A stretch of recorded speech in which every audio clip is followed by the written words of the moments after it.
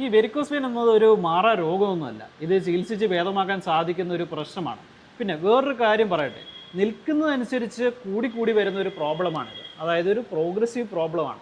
നമ്മൾ എല്ലാ ദിവസവും രാവിലെ ഉറങ്ങിക്കഴിഞ്ഞ് കട്ടിലിൽ നിന്ന് കാല് താഴേക്ക് എടുത്ത് വെക്കുന്നത് മുതൽ രാത്രിയിൽ തിരിച്ച് കാല് പൊക്കി വെക്കുന്നതുവരെ ഇത് നിൽക്കുകയാണ് ചെയ്യുന്നത്, അല്ലെങ്കിൽ നടക്കുകയാണ്, ഇരിക്കുകയാണ് ചെയ്യുന്നത്. ഈ സമയം അത്രയും ഈ വെരിക്കോസ് വെയിൻസ് പതുക്കെ കൂടാനാണ് സാധ്യത.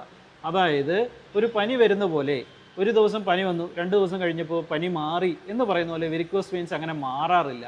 പകരം പതുക്കെ കൂടി വരുന്നൊരു അസുഖമാണ് ഈ വെരിക്കോസ് വെയിൻസ് എന്നത്.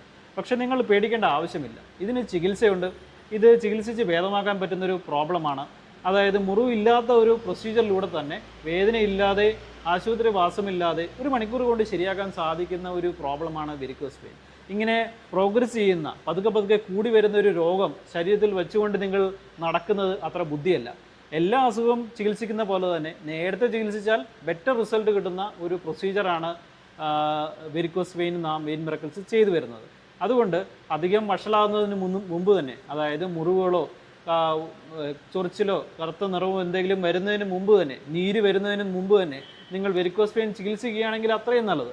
ഇനി അഥവാ ആ സമയത്ത് നമുക്ക് ചികിത്സ എടുക്കാൻ പറ്റിയില്ല, കറുത്ത നിറം, കാലിന് നിറവ്യത്യാസം വരുമ്പോൾ എടുത്താലും നിങ്ങൾക്ക് വളരെയധികം ഫലപ്രദമാണ്.